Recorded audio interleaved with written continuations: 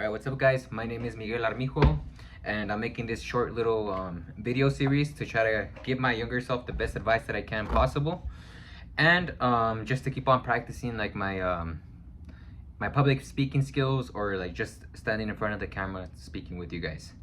So we're gonna set up the timer. You already know the drill. If you're new here, I do set up like a quick 20-minute timer, and I just try to give as much knowledge or as much pieces of advice that I would have liked to have if I was younger. Now, I've been doing a lot of research on how to make videos just to keep on improving a lot faster, so I can get better at giving you guys better information. So what I noticed is that I need to keep on replaying a lot of my other content, and I stumbled upon this video where it basically says, if you listen to a video of yourself and you cringe at your voice, it's simply because you're not communicating efficiently enough. And I do believe that that's one of my biggest concerns, and one of my biggest issues at the moment is that since I don't have a coach, or since I don't have somebody constantly telling me like exactly what to do, I do use a lot of filler words, a lot of filler phrases, and I end up using words like the ums or ands or so's and so on. One of the things that I did see that helped me a lot was actually looking at some of the people that I look up to and looking at their older content. And this did two things for me. It gave me a solid foundation on what to work on, like what a good public speech would look like, or what a good video would look like. And the second thing it did for me was that it humanized my idols, or not my idols, but just simply the people I'm using to imitate in a certain sense. Once you look at these people, the people that you usually look up to, you begin to see that they weren't natural born superstars. They weren't just naturally gifted with the gift of the gab. They had to work at it, and they had to keep on polishing their skills.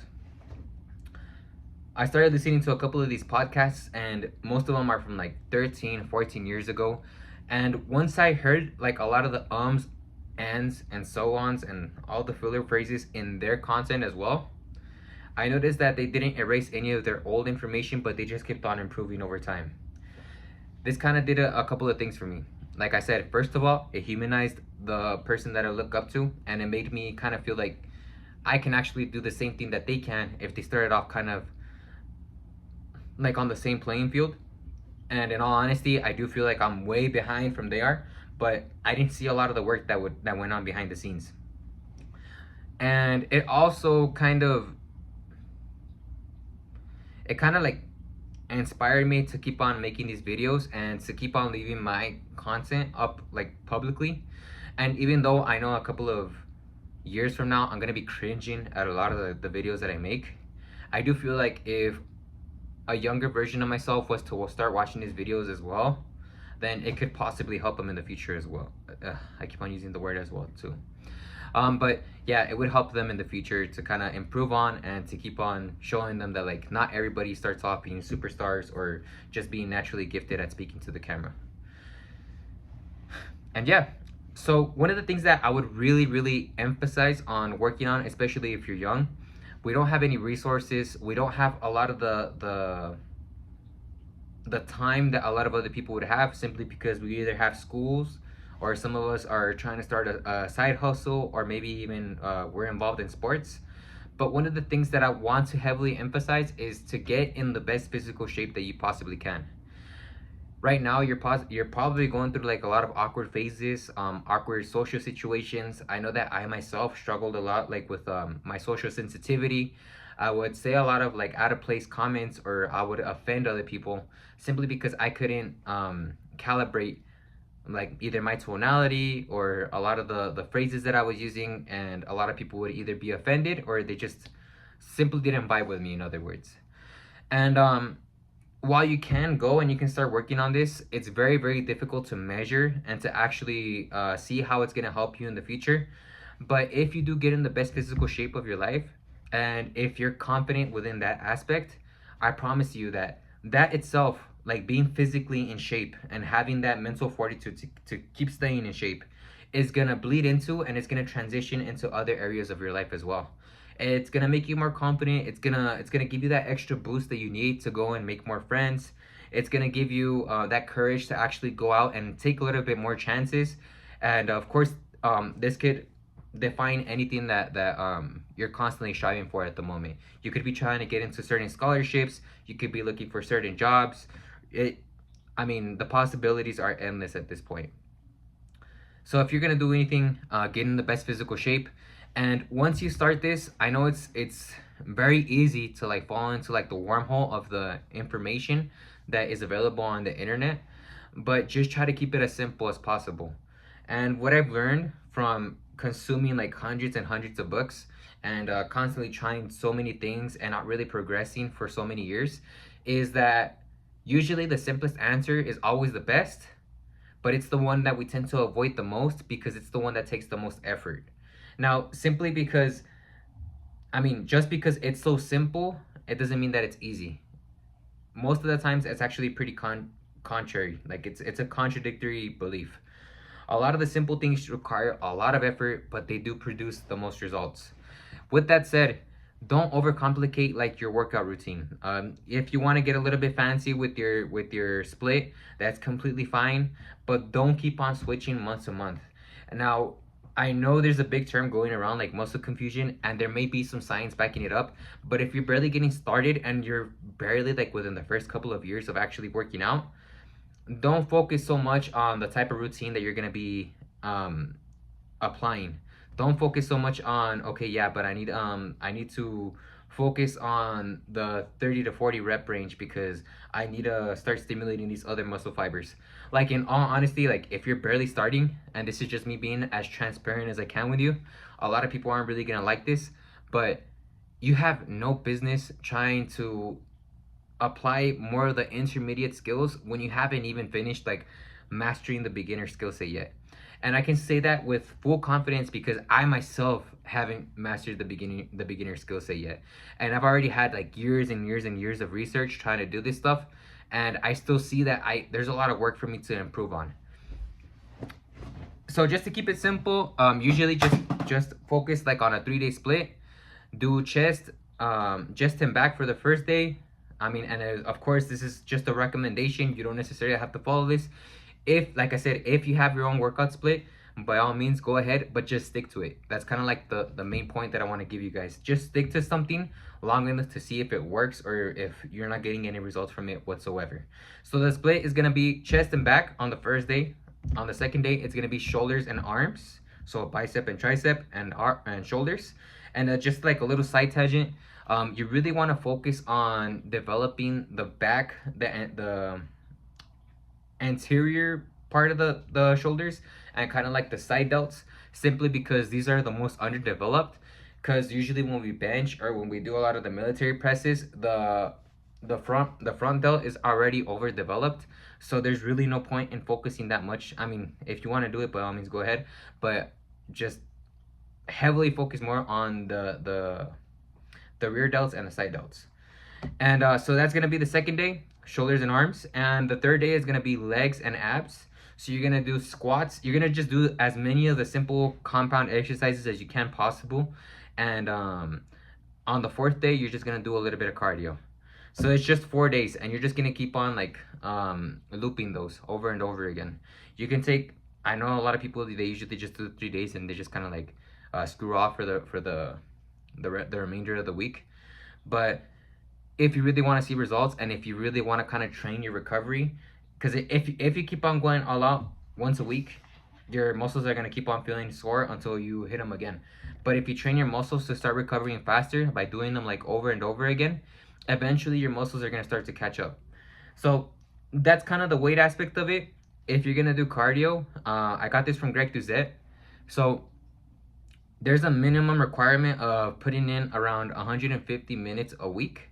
So you could either do 30 minutes a day for 5 days straight, or you could do 1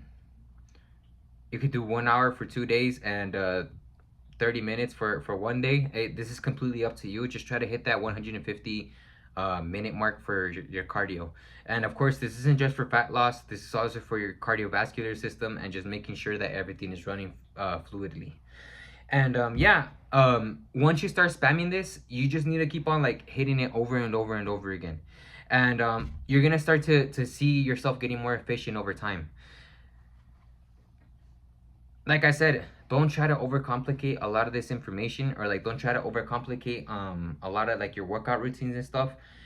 Just try to keep it as simple as possible, and try to the biggest piece of advice that I can also give you for this is to track every single one of your lifts.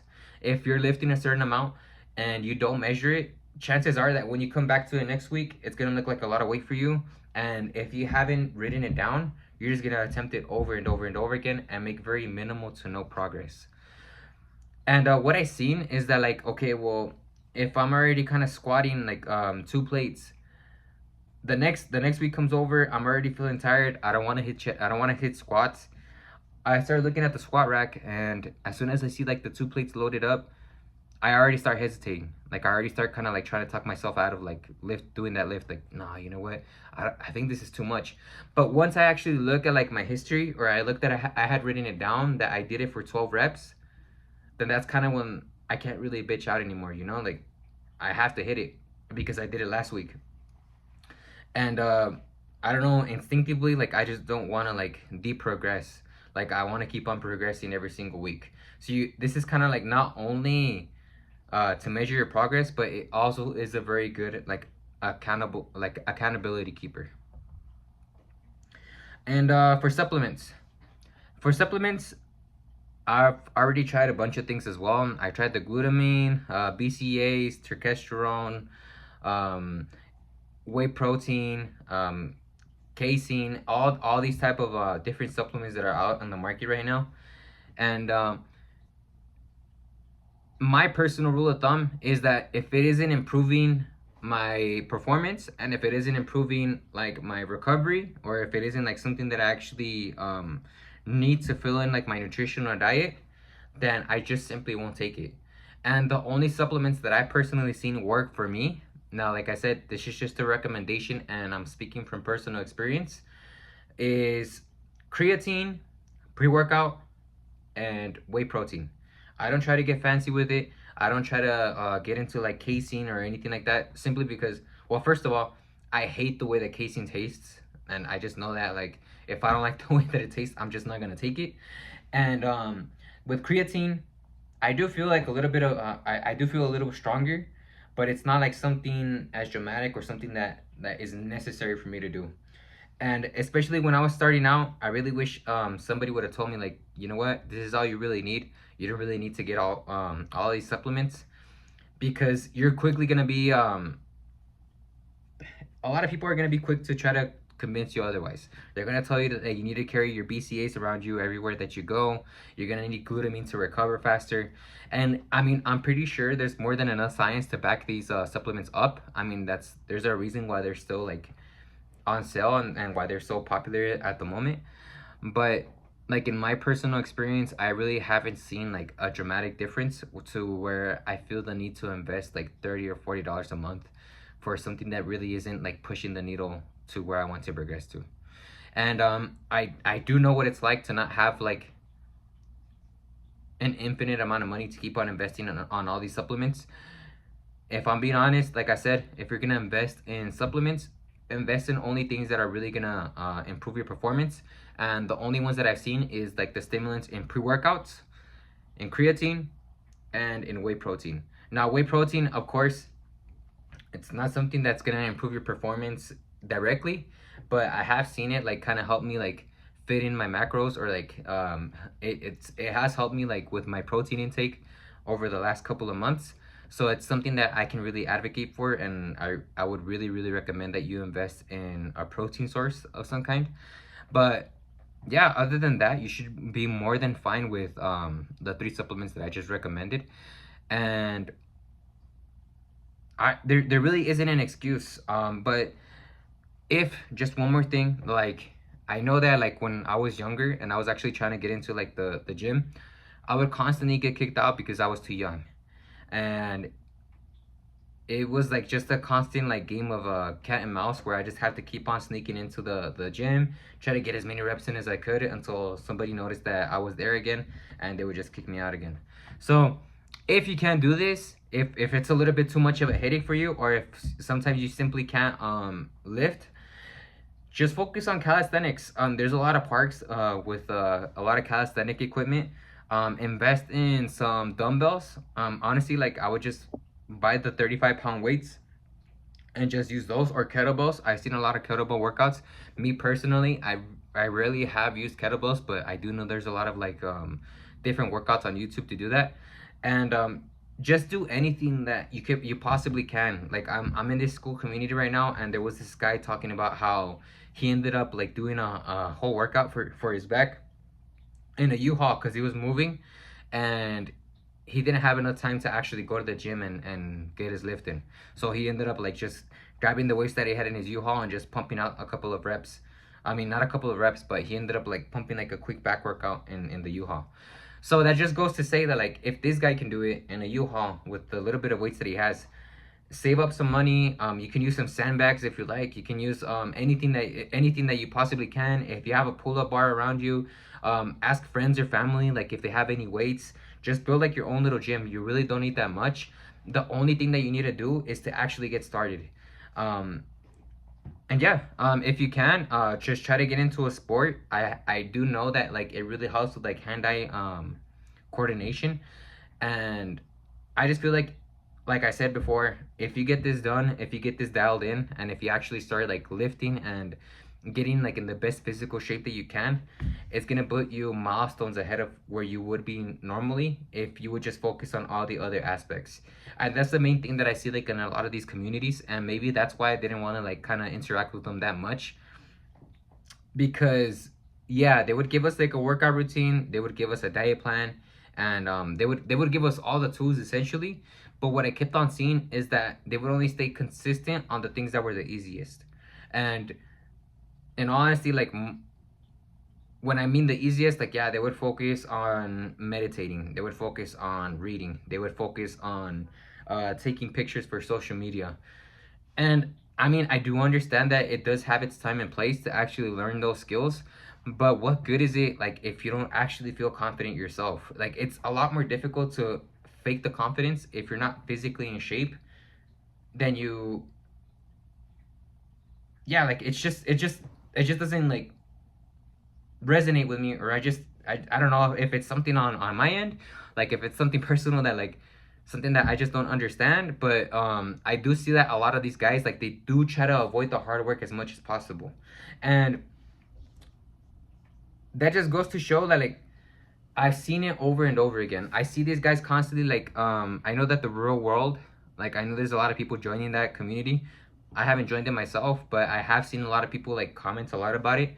And most of these guys, in all honesty, like they don't have any business like trying, like they postpone a lot of the other stuff until they get like, and I don't know how to explain it, but they postpone like putting in the actual hard work before they can actually start like putting themselves out there. In other words, there's a lot of like these conversations that I had with a lot of these type of guys, and most of them like they just usually they have a lot of the same ideals, they have a lot of the same like theories and stuff, but most of them don't look like they're putting in any of the work at all. Like I said, most of them just opt in for putting in the easiest work that they can, and they kind of use that just to get a little bit of that dopamine hit.